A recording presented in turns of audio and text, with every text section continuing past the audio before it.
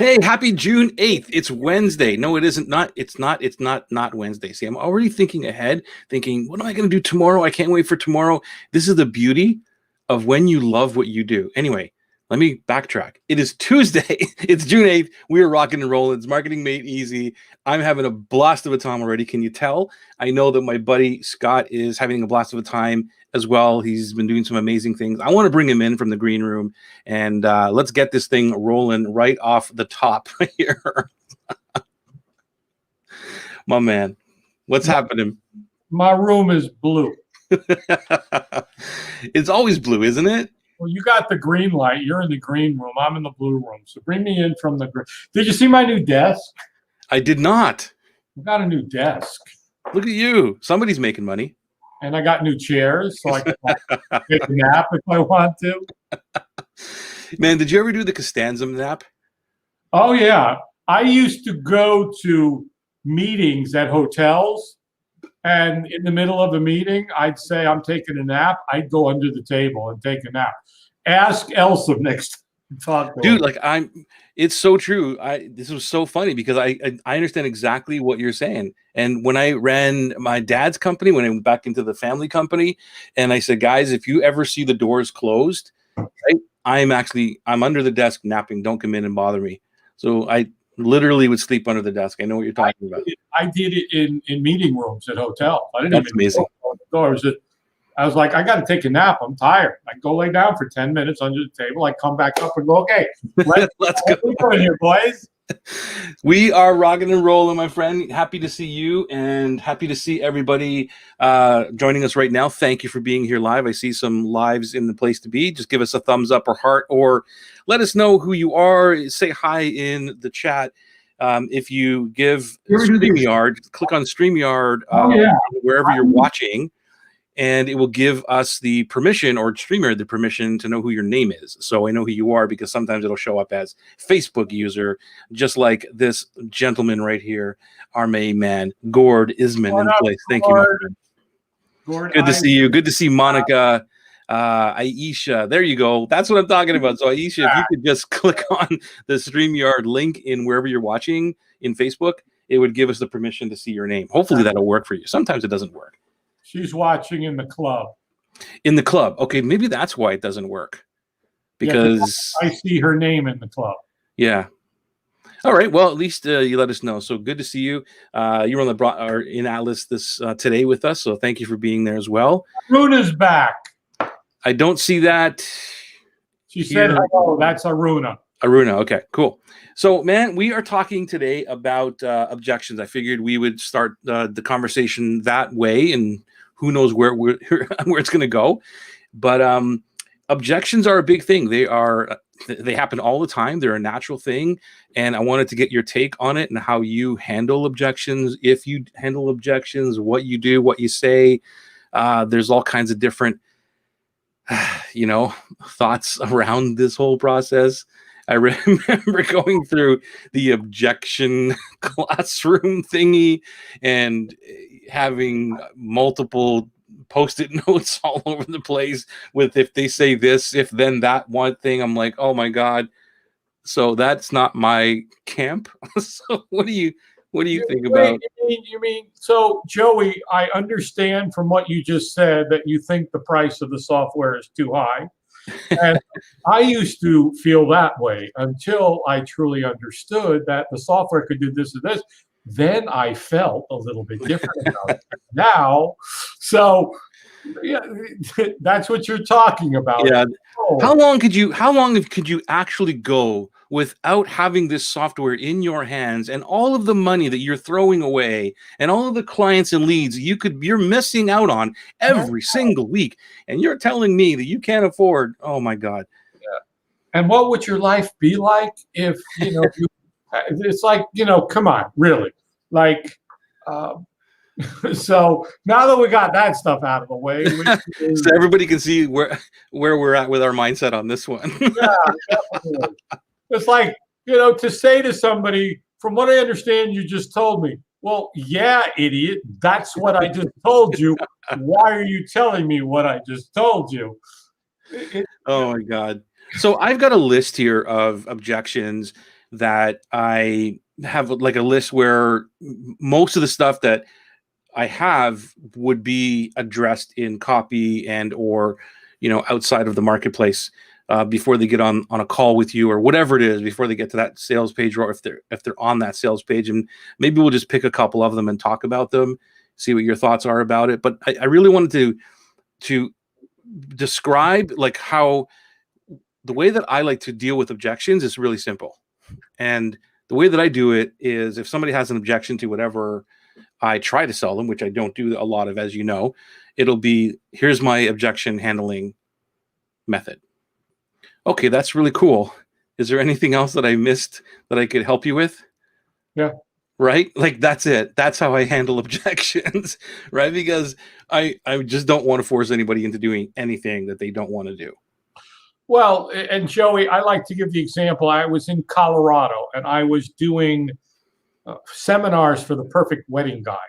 And basically, it was teaching wedding professionals how to market to the brides, which was really easy because I interviewed 100 brides and none of them ever did it. And then I was able to tell them everything, the bride's language. Yeah. How you talk to the bride. And I remember at the end of it, I made my offer for my wedding and event business builder toolkit. And somebody was like, can you teach us how to handle objections and close? I was like, sure. I was like, I made an offer to the room here today. Some of you didn't take that. Let me ask each one of you why. And I went around the room and I said, how come you chose not to take advantage of the offer?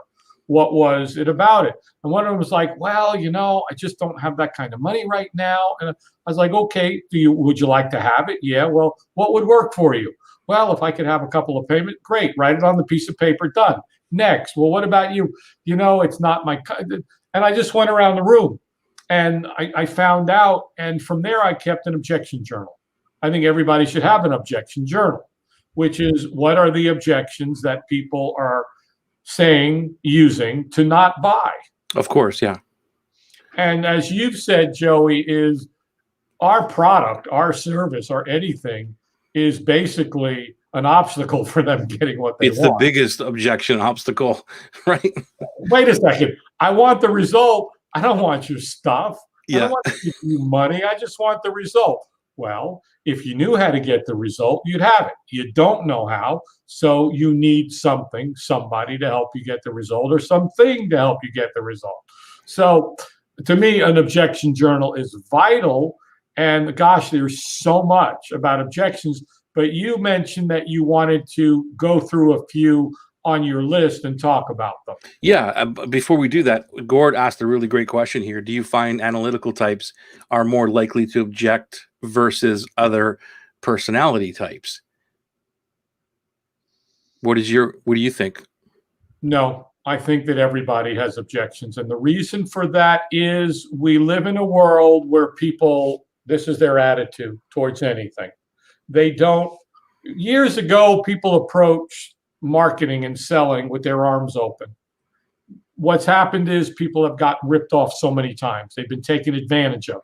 They purchased a product. They've gotten a service that didn't turn out to be what was promised. Right. We were talking about a perfect example where somebody got into a $10,000 mastermind and was told to do X, Y, and Z. And after the period of time, ended up like in worse shape that they were to begin with, because they were somebody who sold them a bill of goods. So she's not going to go and say, okay, let me go find the next person and give him $10,000. She's going to go, I doubt I'll ever give a mastermind or a coach money again unless I really trust them, because we've all been taken advantage of in some way, shape, or form. We bought something that didn't promise to deliver on what it said it was. So what happens? Let's say you buy something and you're like, this thing is no good. Then you go to return it, or you want to get a refund. The hassle, sometimes you go, you know what? Forget about it. It's just not worth it. So we end up like this and say, yeah, prove it to me. Right. I'm going to give you my money.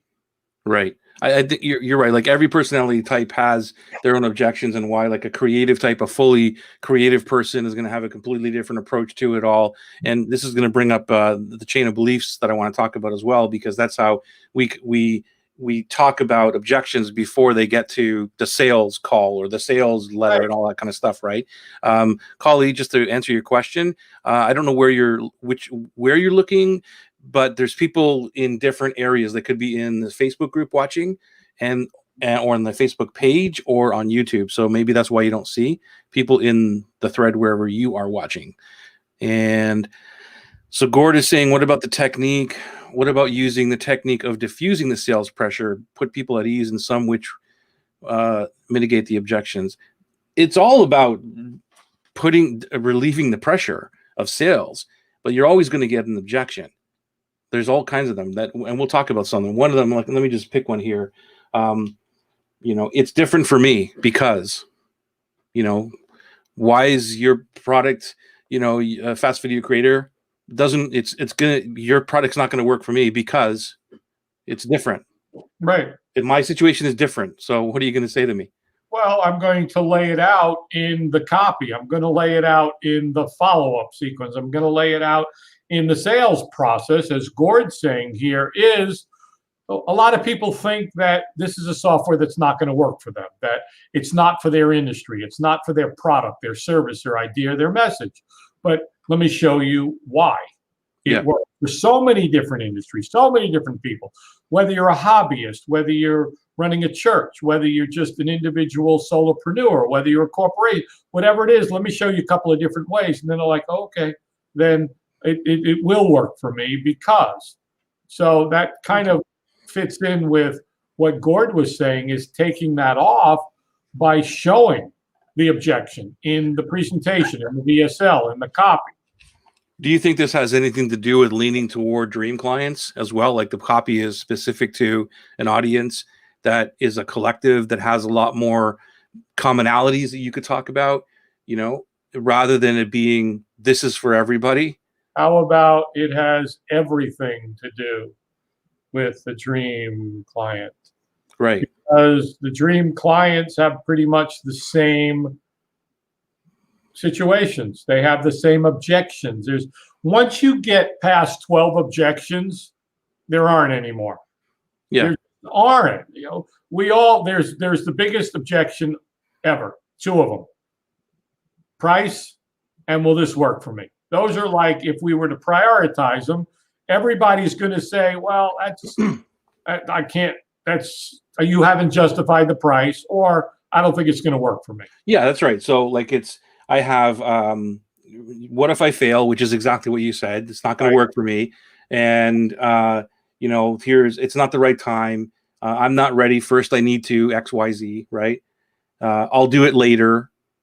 There's a whole bunch here. I'm not tech savvy, which would be one for you. I'm not tech savvy. So that would be an objection that somebody would come up with for you. I would imagine, right? Yeah. Here's one of the things I want to switch gears just for 1 second here before I forget this. But what I love objections, knowing what they are, because what you said is absolutely true. The more you hear the objections, the easier it is for you to quote unquote sell, because you put it out into the copy or whatever you're doing beforehand. And as you know, when I get on a call with anybody who wants to talk to me about my coaching or my programs or my copy, right, whatever it is, it has everything to do with coaching. So like it's wrapped up in, how do you coach me, right? I use the objection that they have been screwed and duped and other coaches didn't work for them. Like that's the biggest objection that I know that they won't say a lot of times. Like it's just there. I know it. So it's kind of like what you said. When somebody gets into my world and they've paid someone $10,000 and I'm saying, well, my coaching is $10,000. They're like, what makes you so different? Right? I've already been screwed by somebody else. It didn't work for me and all this other stuff. And I use that to my advantage. I say, look, here's the biggest challenge that I have right now speaking to you. You have probably been everything I just told you. And it brings me to their world. They're like, holy crap, you get it. Yeah. And then this is not a sales pitch. It's not like a script I have. I don't want people to think that, oh, that's a great script, let me read that one. No, it's just because I know my market so well. And then I say, literally my job is to prove to you how I'm different. And that's what this call is about. It's not for me to sell you. It's for me to prove that I'm different so that we can align. And if we do align, that's fantastic. And Joey, go on. You didn't finish your No, I'm done. Cool. Like, give me your thoughts. Well, when you give so much value, and if you're on a call with somebody like you do, and they're talking to you, and you're like, hey, how does this sound to you? Is there anything that I haven't explained or that? You know, Yeah. When you're in a sales mode, it's you against them. When you're talking to your dream client and you're helping them, it's like, okay, show me your funnel, show me your page, show me your copy, tell me everything you're doing. Great. This really you need to do this, and this. And it's going to work. I'll guarantee it. That goes to the, what if it doesn't work for me? If it doesn't work for you, after 30 days of engaging with us, here's your money back, period. Yeah. And on 30 days, I get on and say, okay, we're at 30 days. You want your money back? And they're like, no. So that's where the guarantee comes in, because then they're like, okay, I can't lose here. And by coming at it from, it goes back to copy, Joey. It goes back to, what is it called now? The dream copy thingamahuji. Which, you're talking about the Dream Connection emails? Thank you. I have to change the cover of my my swipe file too. Why don't you send me one?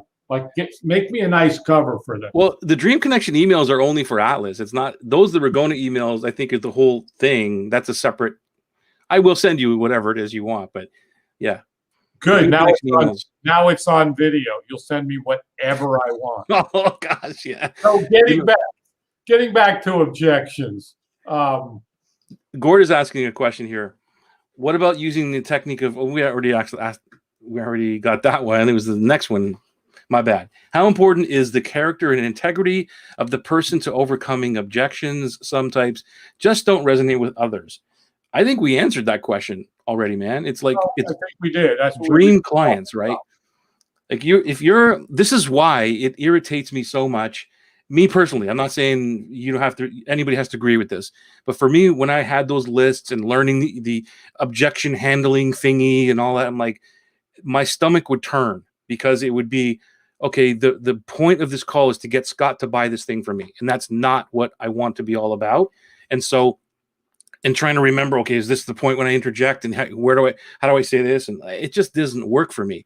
Whereas when, you know this, Gord, you're in Atlas. So when we talk to dream clients, there's no pressure at all. It's such a pressureless call. Is that such a word? If it isn't, it is now. It's a pressureless call, because it's just how do I help you?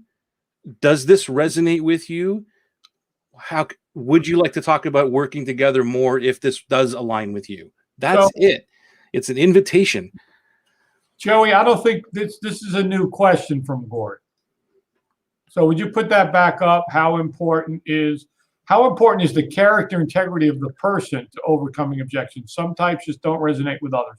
So Gord, are you talking about the salesperson character integrity, or the character and integrity of the potential buyer? And you're right. Some people just don't resonate with others. But that comes back to dream client, though, Gord and Scott. You know, that's 2 weeks in a row that you're calling me Gord. Because Gord is just like, he's in my head, man. This guy is just get Gord. No influence. He says the salesperson. Well, it is important, because we're talking to heart-centered people. If I'm a sleazebag and I'm just out to close the sale and ring the bell and get the next commission check. My God. Remember Mark and Jeff Slutsky? No. Oh, the Slutsky brothers. They were way back when, really good guys. In fact, the Jeff Slutsky, one of his things was, what was the best book on selling ever written? And the answer was Green Eggs and Ham by Dr. Seuss. Because it was, look, I don't like this, perfect for objections. I don't like green eggs and ham. I will not eat it on a boat. I will not. And at the end of the book, the guy goes, "Okay, I'll try green eggs and ham, Sam. I am." And I like. He just kept overcoming objection after objection. You got to get that book, or I got to find my copy because it's great. It's I will not eat green eggs and ham, Sam. I am. And throughout the whole book, he keeps overcoming his objections. And at the end, it's okay. All right. Green eggs and ham, Sam. I am. So, Joey, Awesome. understanding has great compassion for the vulnerable experience many of us have weathered. This insight connection is key to him knowing his client. Well, that's about the dream client. That's about Joey being who Joey is, being heart-centered himself, and not pressure selling anybody. He gets on a call with people and he helps them because his knowledge is so deep and wide as well. It's not just 2 inches wide and 10 miles deep.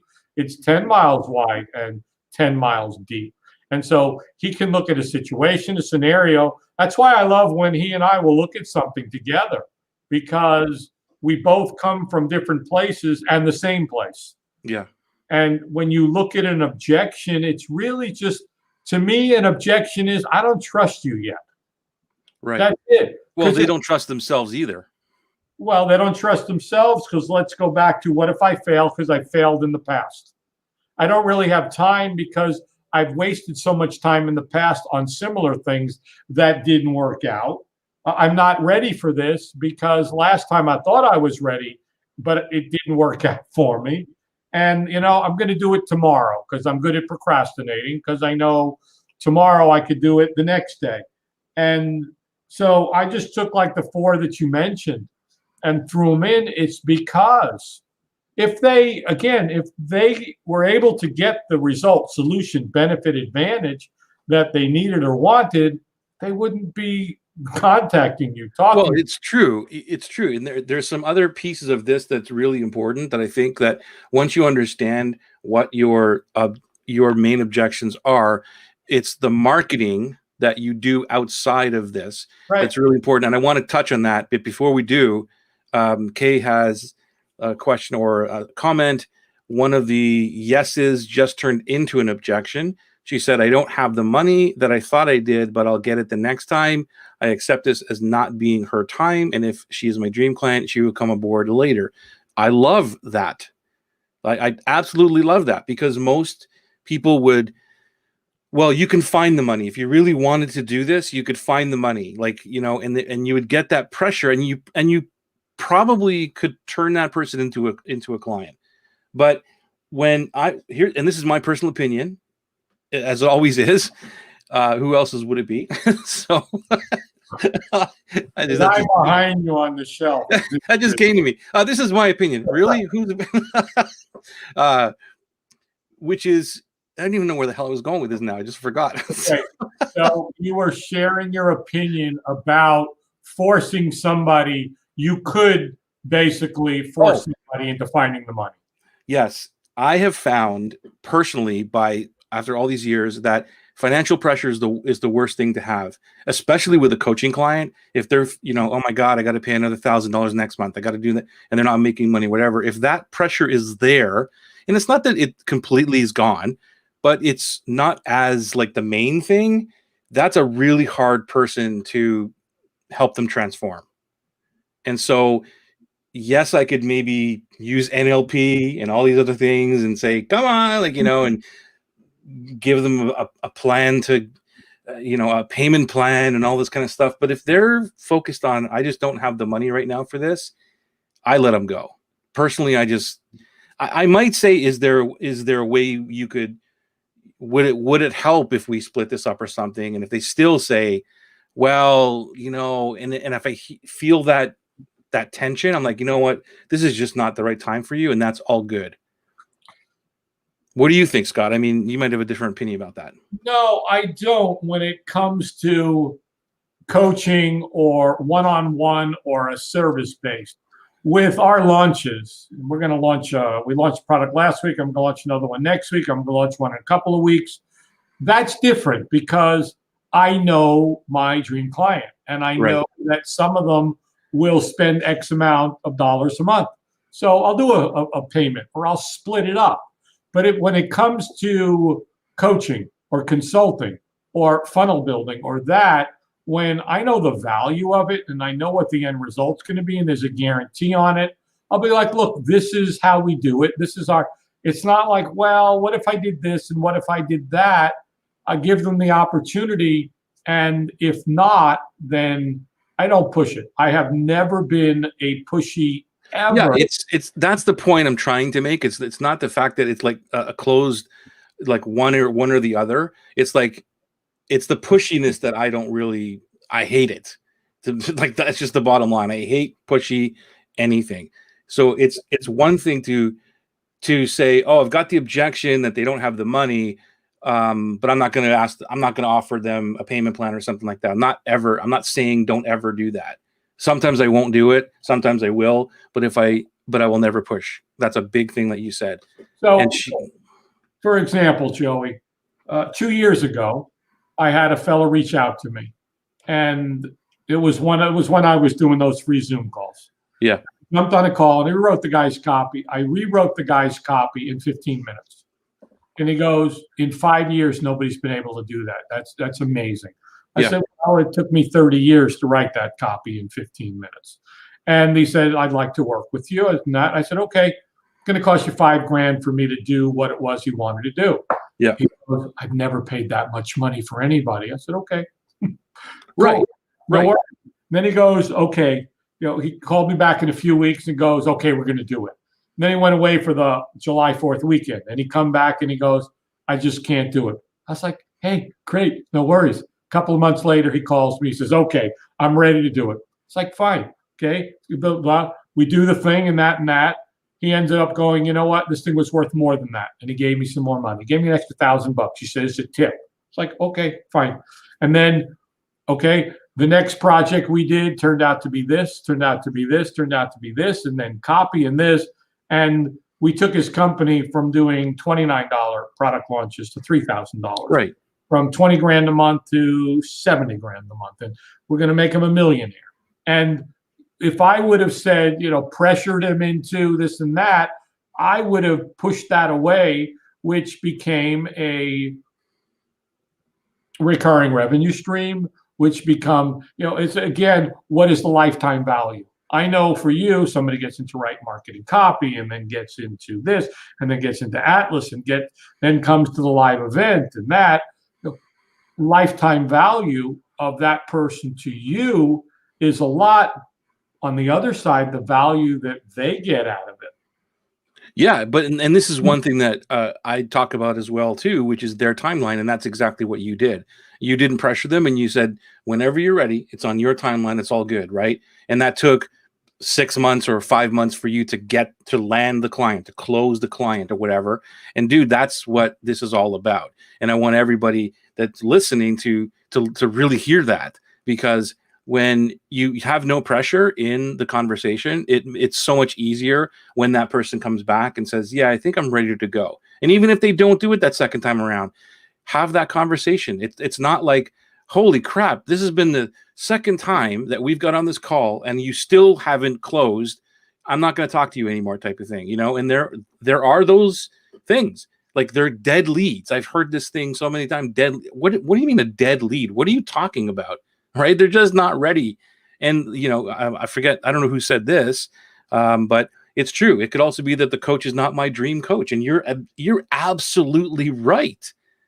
There's the dream coach everything has to align in my world. That was Aruna. Aruna, yeah. So you're right, Aruna. You're absolutely. So Joey, going back to Kay's response was wonderful. I love it. I told her she will crush it in her new business endeavors, and that the tools will be there for her when it's the right time for her budget. The only suggestion that I'm going to make to anybody is that last word in the sentence. I don't ever use it. I don't like the word. The connotation of the word is, if I said to you, what's your budget, Joey? What's the first thing you think of? Yeah, limit. Limit. Oh God, you know, budget. I don't have enough in that. How much whenever I've asked somebody whether they were hiring me to speak or consult, I didn't say, what's your budget? I said, how much money have you allocated or put aside for this project? just again, languaging, because budget is, if somebody's on a budget, everybody is usually on a budget. I don't got enough money at the end of the month, my budget, this and that and that. Yeah. Just putting that out there. So great, Kay. And if she's going to need it, then she'll come back to you. Thank you, Holly. Appreciate you too. Thank you, Holly. Love you. What a great.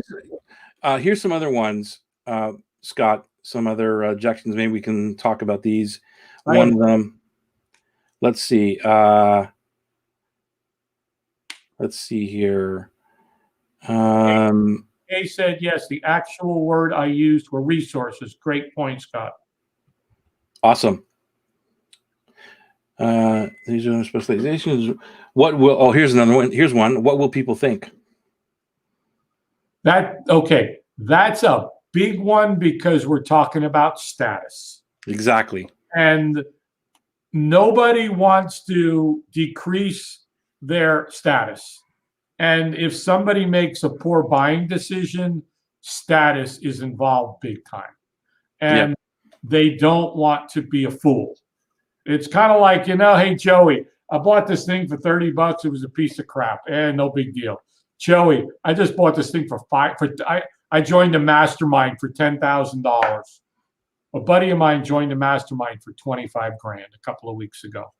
And I was like, I want you accountable because that's a lot of money. What are you going to learn every week? For me to go to you and say, Joey, I just spent $2,000 on a course and it was a piece of crap. And I feel ashamed, embarrassed. That decreases my status. Well, but you would say that to me. Now, what this says to me, the way I look at that, is that other people, like, they don't have that support system in their life a lot, right? There's a lot of people in their world saying, what are you doing? You're crazy. Oh, that's not going to work. You did it last time and remember what happened, right? So this is why when I'm talking to anybody about their dream clients or how to market to people or whatever it may be, and I'm saying, when they go out into the world, what do they see and hear? And they're like, what does that mean? And this is what we're talking about.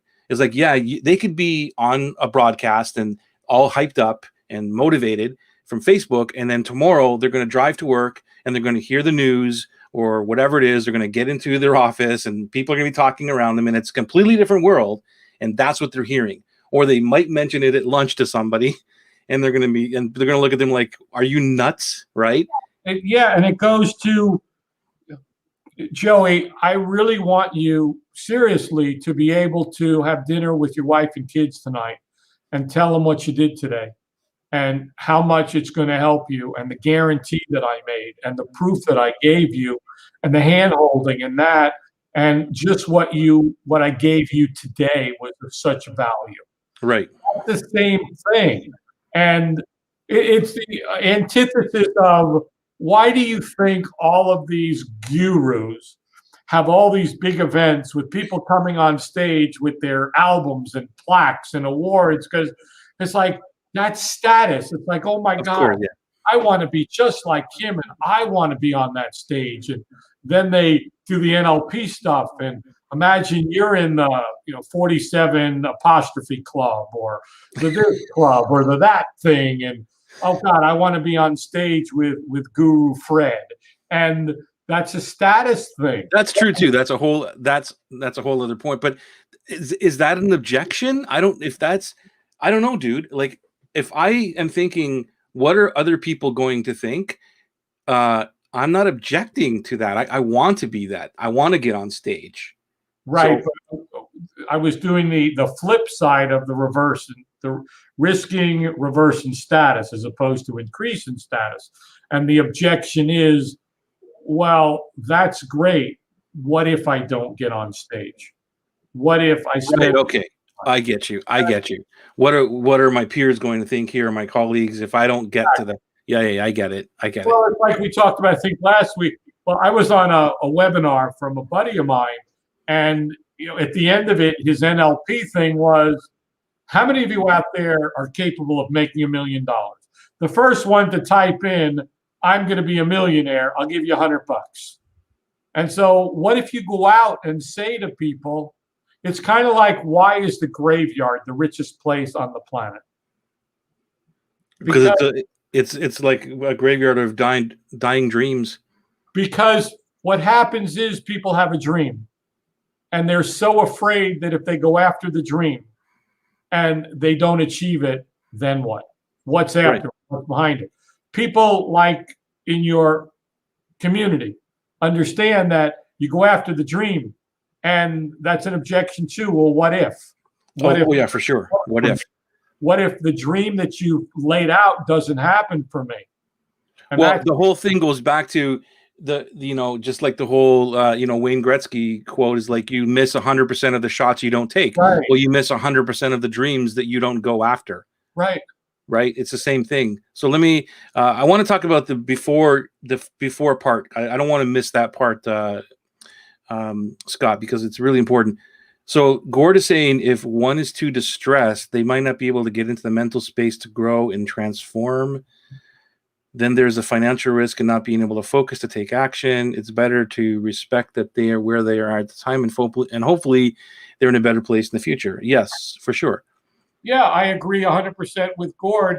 If somebody's distressed, because it could be, well, you got any credit cards? Well, right. You got anybody you could borrow money from? Oh my God. You got the, PayPal credit thing that you could apply for. And it's like all these things. It's like, look, if you're not ready to do this, if this isn't going to happen for you, then I would suggest that maybe you go do these 5 things. And if you're ready in 3 months, come back to me. Why do you think at the beginning of any webinar, when I have them, I am telling people up front what's going to happen and how much the thing is, rather than waiting for the whole bonus stack and the this and the that and the discounts and it's worth $1 million when you're going to get it for 3 pennies today, whatever, dude. It's like, I'm here. This is the thing I'm going to tell you today. I've got a product that I have. It's $2,000. My job today is to prove to you the things that's in there. And if you want to join me, you can. There's no pressure at the end of it, but they already know. If that person has financial pressure or they think I'm crazy for charging $2,000 or whatever, they're out at the beginning of that training right away. It's like, this guy's insane. I wouldn't spend $2,000 on my funeral, right? It's like, okay, that's cool. And to me, it's not about the pressure. It's always about, it's an invite. Here's the thing. And if it's not good for you at this time, that's okay. And then the biggest point is you continue to speak to that person. It's not like they're dead leads. It's not like, well, that didn't work. Let me go out and get more people into my funnel and try to sell those dudes. And you got a whole pile of stuff over here on the floor of all these dead leads. Those people are not ready yet for whatever reason. There are objections. It's our job to make them more comfortable with who we are. And maybe some of them will turn around and say, I'm ready to go, just like you proved, right? With your guy.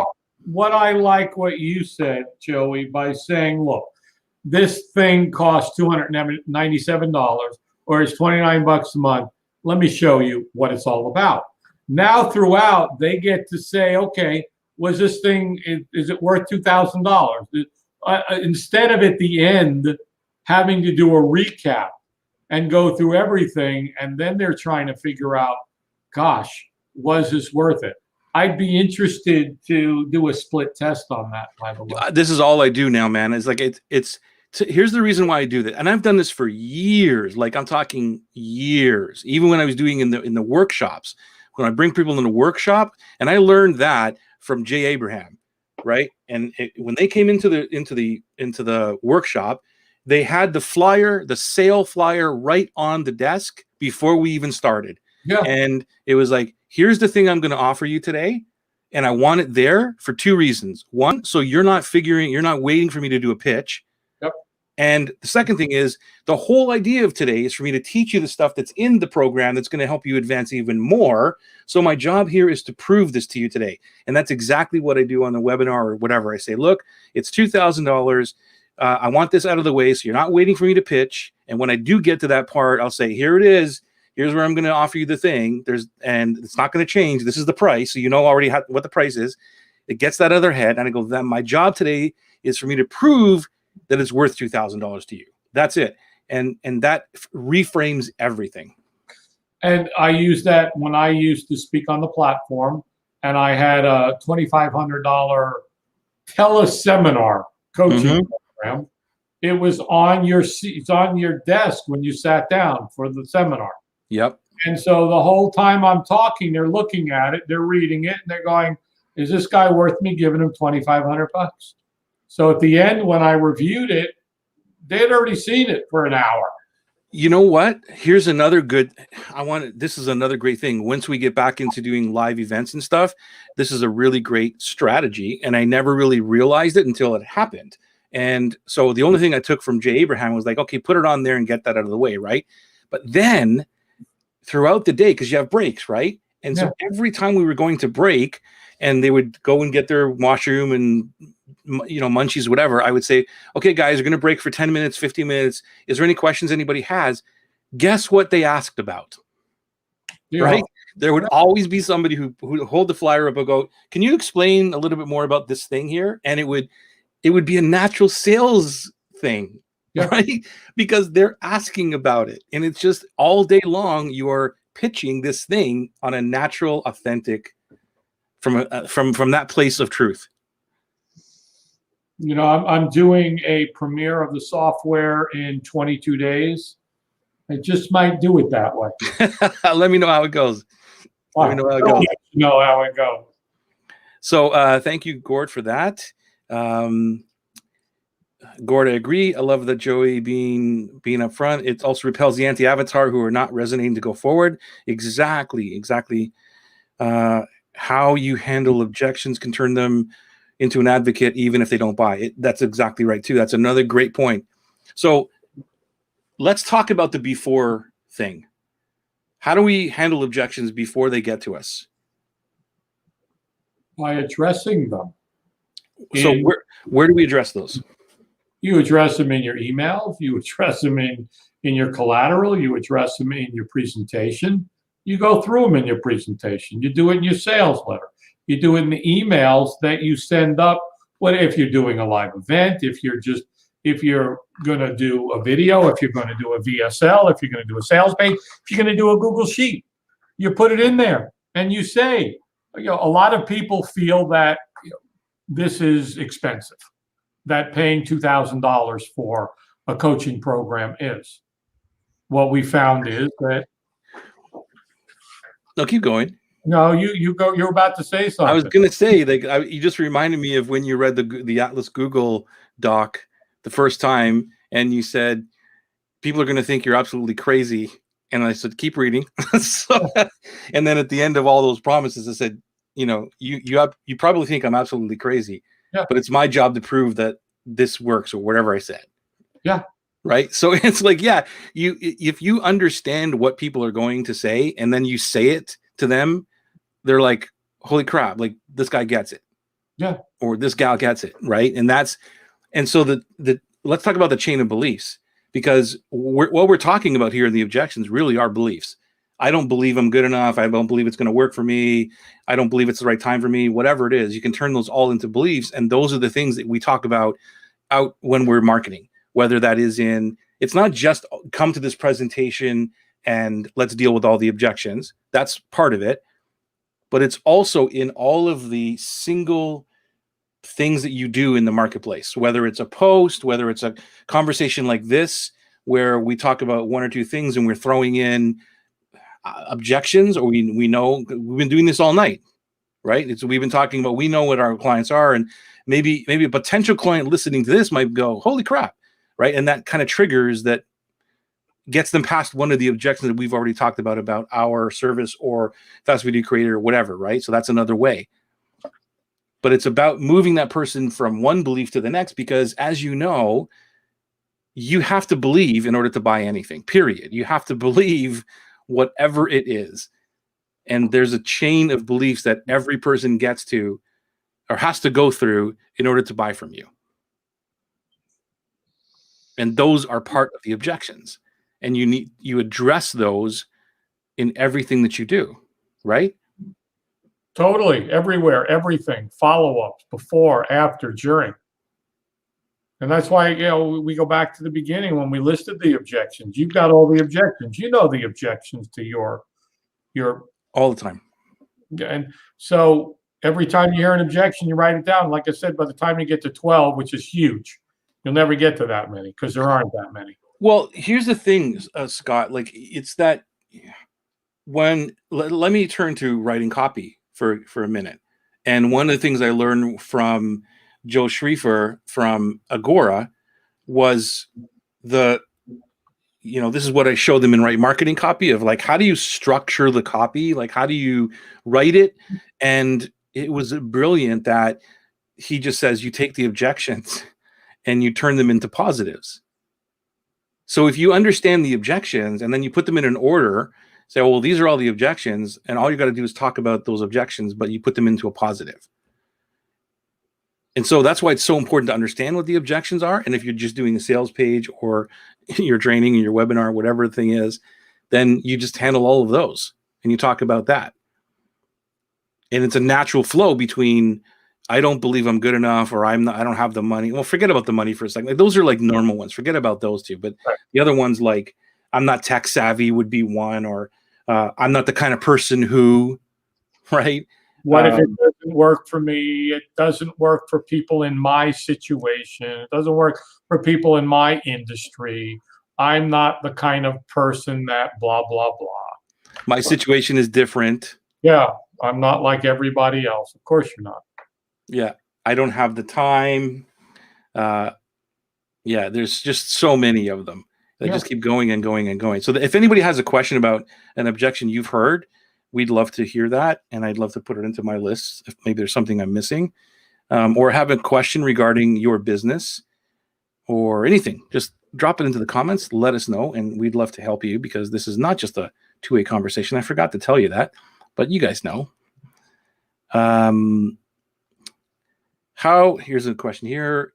How you handle one objections can turn them into an, oh, we already said that one. Okay. All right. So, aren't people's limiting beliefs and resistance generally objections? Yes, they are, to moving forward in work and life. It is. Yes. That's exactly what I meant with the chain of beliefs. Limiting beliefs. All objections that I'm here is a belief. I'm not tech savvy is a belief. Yeah. Can you give an example of an objection and how you turn it into a positive? Why wouldn't Monica give us an objection that we can turn into a positive? So, Monica, when somebody wants to buy your sewing course, program, training, and what have they said to you in the past as an objection as to why they haven't bought it or why they don't want it, before we take one of Joey's? I'm just trying to remember one of the objections. Okay, I'll think about Right Marketing Copy, because that's a big objection where people will tell me they can't write copy, or they don't like writing, something like that. They hate writing. They can never write. They've never been good at it, and all that. So I will say the best thing about Right Marketing Copy is that you don't have to write copy. You don't need to ever have been great at writing copy. And the reason is because you don't write copy with this program. You actually assemble it, and you take what people said and you assemble it like Lego blocks. So I give them the positive to say, oh, I don't have to write it. So it's a completely different thing. I'm using the objection as what's the solution that I have for this, which is exactly what I just told you. It's not writing at all, and you're assembling it by using other people's language.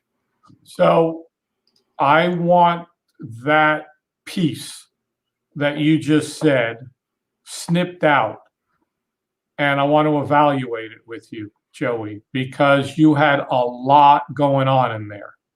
Like the last part of it, as easy as simple as. You brought it down to the basics of, it's just like Lego blocks. It's just like putting stuff together. And we use the same analogy with the flexible music tracks. It's just like playing with building blocks. You put one block and one block and one block, and that's it. If you can play with Lego and building blocks and Tinker Toys, you can do this. It's as easy as making Kool-Aid. It's so simple, a 7-year-old can do it. So you're breaking it down to that. But you had so many pieces in what you just shared in overcoming that objection. I thought it was incredible. Thank you. It Well, was because I've been doing this for like nine cohorts now, and it's the same objection all the time. And this is why it's so important. Going now, we're talking about a whole other avenue, but it's important that we're talking about the betas of small user groups who are giving you the feedback, and so you can really feel and hear the objection and watch it happen at the same time, rather than just going, go to this survey page and fill this out for me. That's okay, but it's like when you're feeling it and you got that interaction, and right, that real human connection, everything changes. And so I hear it over and over and over and over again. And so my presentation is like, there's nothing I haven't heard now in the last couple that is new to me. Yeah. And I'm sure there will be something, right? But it's like, and this comes to the point where that chain of beliefs we're talking about, or even when I'm doing the first indoctrination, or I forget what it's called, the initiation or whatever, that first class with people, I predict what's going to happen to them. And they're amazed by when they get to those pieces, and I say, remember I told you this? Yeah. And they're like, holy crap, like, how did you know the future? It's because I know the objections and I know what they're going to go through. Well, again, I'm going to go back to your example here. Your response was, the best thing about right marketing copy is you don't have to sit down in front of a blank screen and write copy and know how to do this and know how to do this and have all these, swipe files and that. And what you just basically do is you assemble some things I show you how to do, and there's your copy. You're like, oh, okay. You made it sound easy, instead of, well, you can read these books and you can take this course and it's no problem. After 6 months, you'll be a certified copywriter. It's like, yeah. And that's another big one for them, is they'll tell me they don't want to be a copywriter. right. And so that'll be another headline in my thing that says, and even a great thing is you don't have to become a copywriter, because who wants to become a copywriter? But I'll bet you want to save $10,000 or $15,000 or $20,000 on a copywriter. Imagine that when that happens. So in 4 weeks, right, you're not a copywriter, but who wants to be a copywriter? I don't, and neither did any of my clients, right? And you just keep on going, oh, yeah, I want to be a copywriter. Wait, yeah. So, okay, let's see what you got here. How important is creating that perceived sales space? Safe space. So, sorry. Big difference between perceived safe space for a prospect. I'm sorry, I've been coaching all day. That's why I've got my coffee juice here. Help me out. I think it's highly, highly important to create that safe space. And I don't think it's perceived. It's a real safe space for a prospect. When you get on with somebody, Joey, I don't pull punches. I'm brutally honest with people. And I'm like, okay, tell me what's going on. What's the deal? What's the scoop? How much money have you spent? This and that. I was Sunday, okay? Sunday, my son was he was doing the sound at a jazz festival. He's a sound engineer. And afterwards, we had dinner with the leader of the group and we went out for dinner. And there's a guy sitting at the end of the table, and I go, so what do you do? And he tells me, blah, blah, blah, and that, yada, yada. And he goes, what do you do? And I was like, gosh, here we go. I said, I actually teach people how to respond to that question. But it was like, I help people build brands and online funnels and marketing systems and money machines and blah, blah, blah. And he goes, can you help me? He goes, I got this kind of company and this and that. And, I was like, tell me about the thing and that. But, he gave me his story where he built a hotel and had a cafe and this, and he sold it 9 months before the world changed. And now he's got properties and this and that. And so he's sounding like he has money. I haven't asked him, hey, can you afford 25, 50 grand? I'll meet with him. I'll tell him everything he needs to know, and then say, okay, you want to do it yourself, or here's what it's going to cost you. Right. So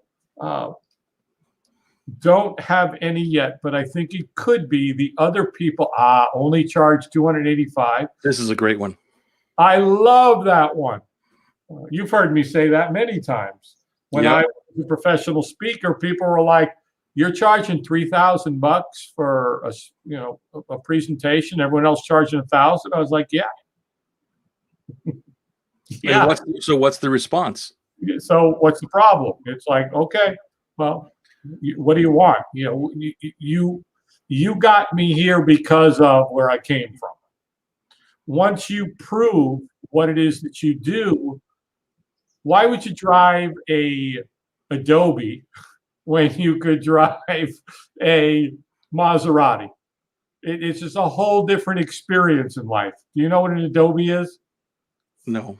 Saturday Night Live, they did a car commercial, and it was an Adobe was the name of the car, and it was made out of Adobe clay. Nice. So if you crashed it, you could just remold the fender. Nice. But let's just say whatever it is, you could. This has a lot to do with, positioning. And Monica, the more you know about how great, what makes you different, these are the areas where I bring those right out. So I can remember, well, I'm referencing now my sales letter or something for my coaching. And so the coaching will say, I forget the number now, how it works out, because I suck at math, but I figured it out really. And I did the juxtaposition and I said apples to oranges. So I think it works out to, I'm going to just call it $50 a day, like from, $1,200 a month or whatever the thing is. I broke it all down and then I actually say, yes, somebody might say $12,000 is expensive, and they're right. But let's be real. If you break out 2 maple lattes a day, and here's how much it's going to cost you, right? And that works out to $50 a day, let's say, okay? And I'll say if you have a problem, and these are not the best example of copy, this is not what I say, but basically this is what I'm saying. If there is a situation where $50 is a lot to you, you have other issues that you need to deal with first, right, before looking at a high-end coach or something like that. So I'll talk about it that way. That's one way of doing it. The other way is by saying the reason why this is expensive or more investment is because of these bonuses or these things that I'm going to do with you. For instance, if you are dream clients, if you're dealing only with dream clients, they're buying a $297 thing where there's 1,000 people there, and the $997, there's only 50 people there. So this allows you to sell the bonuses and the benefits of why the thing is a bigger investment for somebody. And that then you also position where the people that are in this are like you, like that. There's the people who are investing in this also have the whatever it is you're selling. Like they have that mindset. They are professionals. They are XYZ, and you're in that group rather than this other group over here. I call that point of difference. What is your point of difference? What makes you different and better than anybody else out there? And there's two little stories to this. And the first one is I have a client, and I told him how much it was going to cost for me to write his copy. And it was a lot of money. And he went and hired somebody from Upwork or this or somewhere. And he showed me, and I get his emails because I subscribe to everybody's stuff to look at it. And I sent him a message one day. I said, who's writing your emails? I said, first of all, they're not spelling it right, and this stuff is all wrong. And he said, blah, blah, and I paid this much for this. And I basically said, you get what you pay for. So what are you going to pay for? The other one, you and I both know this story parable of the freighter that's got millions of dollars in perishable cargo on the ship, and it's stuck dead. And they can't get it to start no matter what they do. So they get this special engineer and they fly him onto the ship, and he comes in and he brings out his toolkit and he goes down to the engine room and he bangs a couple of places, makes some X's. He takes out the special hammer and he goes whack, and the engines start up. And though he submits his invoice and it's $10,000, and they're like, what? $10,000? What? We want an invoice. We want it broken down. He goes, fine. Well, it's like it only took you like 2 minutes to do that. That's the big part too, right? Yeah, so he invoiced it. Special hammer, $10. Where to hit the hammer? $9,990. Exactly right. Monica, it goes to the same thing. It's like when I said earlier in the show, when I wrote that piece of copy for that guy in 15 minutes, and he goes, "I can't believe you did that in 15 minutes." No, it took me 35 years to write that copy. To sit and do what we do is because what we've done. Because, Right. Monica, the amount of time you've done what you've done. Yeah, you can go out and hire somebody to write you a sales letter for 25 bucks. You can go get an artificial intelligence software that'll write your copy.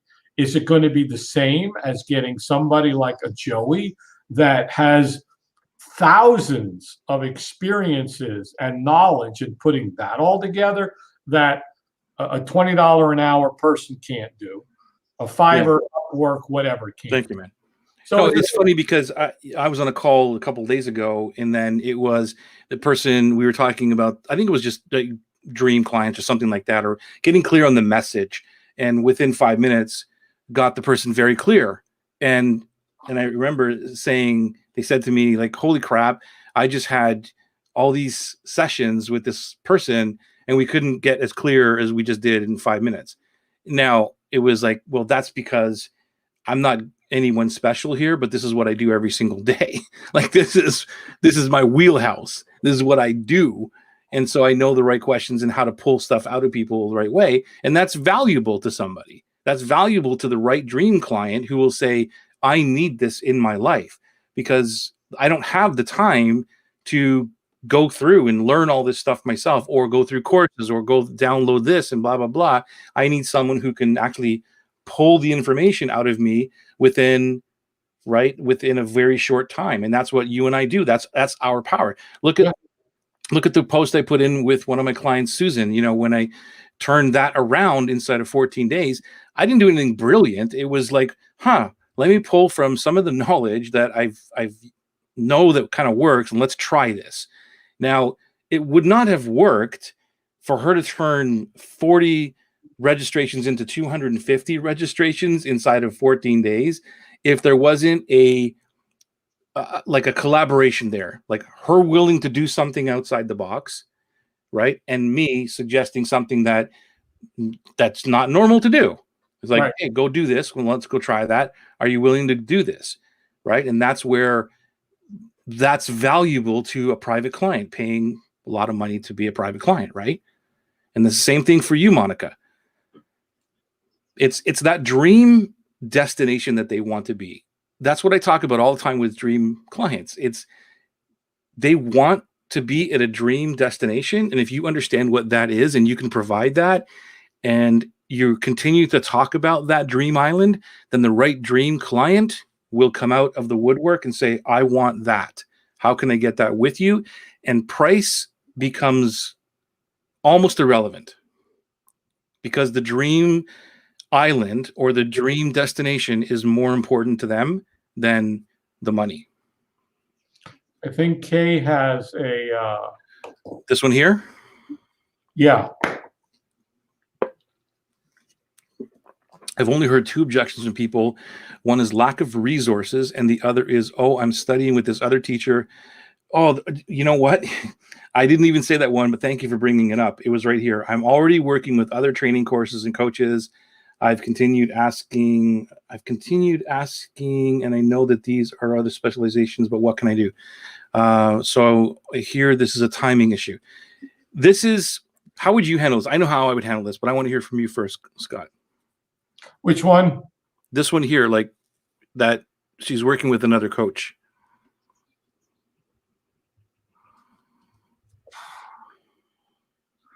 A lot of the clients that I've gotten had worked with another coach who just didn't do what they were supposed to do. But they're working with them now. Oh, well, I don't want to. It's me. Unless Joey, I say, "Hey Joey, I got a client. Let's do this tag team." But if that's because you and I align. But I know where you're going with this, and that's what I would have said as well, which is I would say, look, there's too many cooks in the kitchen here, and I don't want to be that another source of overwhelm. Like I start using words that they're used to using: overwhelm, resistance, and eventually, one thing is going to clash over another one, and it doesn't mean that I'm right. It's just that I'd rather stay out of it for now, and if that works for you, that's awesome, and I'd love for that to happen before working with me, because I need independence when people work with me. I will not work with somebody who's working with somebody else because, well, Scott said to do it this, but Sally said I should be doing this. Right. Or, we did this and Sally looked at it and said, well, why did you do that? Well, Scott told me to do that. It's kind of like the web gate. You look at a website and say, who did this? Well, my web guy. Well, what, and then they go, oh, no. And it's just this whole, it's kind of like the software hardware continuum. It's the software that's not working. No, it's the hardware. You call the hardware company. No, it's the software that's not working. So to me, I stay away from that. If they want to engage with me, my team, my company, great. If they're working with somebody else, now, could I align with that other person? Maybe, but that's just not my model. That's not what I do. Yes? That's right. Yeah. So she says the same thing. If I finish them up with the other person because it gets scattered, so I'd rather they wait also. That's why I see it as a timing issue. You're right. Okay. And this, if it doesn't work out for them, then it gives you even more ammunition. I hate that word. I got to come up with a better one. More assets to use. Ammunition. That's like a tripwire. I know, dude. I know. I don't know what it gives you more benefit to what you do. I don't, right? When somebody else didn't work for them, and it just helps your case. It just gives you what's the word I'm looking for, Scott? It gives you. What are you trying to say? Ammunition. It gives you the stuff that you can say, see, like it gives you proof, whatever of your case, whatever I'm trying to say. I don't know. Go along with the support, the love, the gift. No, it's not that. It gives you proof that, hey, dude, like I told you, this is how we do it, and you see over here it didn't work. Well, that's the reason why now. So that's why you have to only work with me and do it my way, type of thing. Unfortunately, in that case, the word ammunition is perfect because everybody understands that. Well, that's what I'm trying to say. Validation is a great one. Yes, it gives you the proof, and so you guys know what I'm talking about. So it gives you the golden reasons. Yes, it gives you more stuff in your tool belt to say, see, I told you so. Kali, people want to belong. They need to be part of a tribe, and they will not leave one for another unless they have a feeling that they are safe and that the new tribe is familiar. Dream clients are the same. They want to feel safe and familiar and that they belong. Absolutely true. We've proven this all the way through in the groups that we're, at least the ones I'm in with. I'm so blessed to have the tribe. By the way, that gives me a great way to segue into join our group. If you want to join our tribe. In our group. You want to join our awesome tribe with all these people that are here today. I believe they're all in the group. It's an amazing group. Scott is in there every single day. We're helping all the time. Awesome tribe, heart-centered people. It's funny, it was with the heart-centered thing. I saw somebody on the group or on the Facebooks say something about how do you think of heart-centered, and I was reading through the comments, just hilarious. And one person said, "Oh my God, that whole saying or that whole thingy." I'm like, wow, there's an anti-avatar right there. Oh, it's yeah. Just so funny, man. Click. Bye-bye. Yeah, see you later. See ya. Well, we're at the top of the hour once again. Wait, did Kali post something? I saw you put it up there for a second and then pulled it down to promote. Yeah, it was just about the party being a part of. Okay. Yeah, she was verifying that they need to be a part of a tribe and all that. So, I mean, that's an important thing because you want to create that safe space. That's one of the big things is creating that community of people. And these are all dream clients. That's why it's so awesome. And if you create that space, then people want to belong, and then the community builds within the community itself. That's the beautiful part of it. The hard part, as we've discussed before, is getting that thing going. It's like, well, how do I get my Facebook group going? How do I make it look like this? And Scott, you and I have talked about this all the time, and it was only you and I, and it was just dedication, and somebody's listening somewhere, right? We showed up. Yep. We showed up consistently. Yeah. Thank you. That's how you build anything. Thanks again, guys. Great dinner time talk. Have a relaxing evening. Hugs and love from Texas. We love you, Kay. Yeah, it was amazing. Thank you for being here. Love you. We got a sad. I don't know who's a sad, but thank you for that sad. I don't know why you're sad. Maybe we did something, but thank you for the love. Thank you for the likes and the shares. If you could share it with your community, that would be awesome. And let Facebook know that we're doing a great job, even the YouTubes, and we can share it with all kinds of other people, help them with their business. It's 8:11. It is our time to say bye-bye for another Tuesday. Got that right this time. Yay. Talk to you soon. Later.